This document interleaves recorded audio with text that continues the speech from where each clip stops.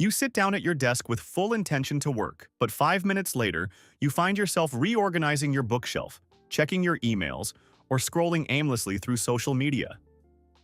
You blame yourself for being lazy, weak-willed, or unfocused. But procrastination actually has very little to do with laziness. Procrastination is fundamentally an emotional regulation problem. Your brain perceives the upcoming task as a threat, something boring, difficult, or overwhelming. When your limbic system detects that threat, it triggers a subtle fight-or-flight response, urging you to escape to immediate emotional safety. And what feels safe?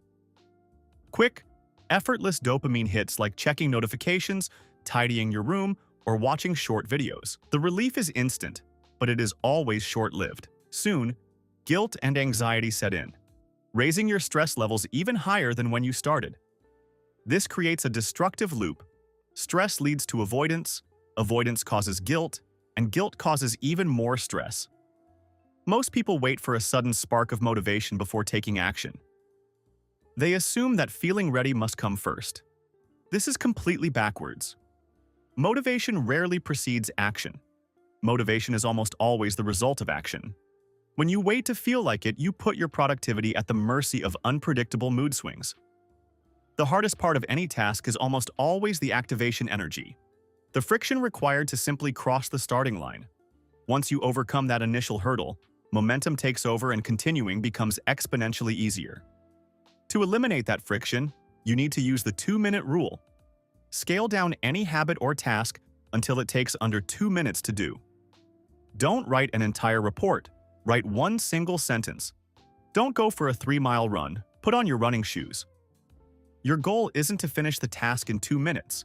The goal is simply to establish the gateway habit. When a step is absurdly small, your brain's threat radar doesn't activate, and mental resistance drops to nearly zero. You master the art of showing up before you worry about optimizing the outcome. A habit must be established before it can be expanded. Standardize first, optimize second. Beyond micro steps, you must audit your environment for hidden friction points. If you want to focus, lower the friction to good habits and raise the friction to distractions. Put your phone in another room. Block distracting websites. Prepare your workspace the night before. Willpower is a finite resource, and relying on sheer discipline to resist temptation will eventually fail when you're tired. Environment design outperforms willpower every single time. Make the right choice, the easiest choice. When your workspace is primed, starting requires zero conscious deliberation. Finally, use implementation intentions. Vague plans produce vague commitment. Define exact parameters. When situation X happens, you will execute action Y at location Z. Instead of saying you will code or study later, specify that at 9 in the morning, you will open your editor at your desk and write one line. Specific triggers remove decision fatigue. Your brain doesn't argue. It simply executes the routine. Stop waiting to feel inspired. Lower the bar, embrace micro-commitments, and build momentum daily. You don't need a complete life overhaul. You just need to conquer the next 2 minutes.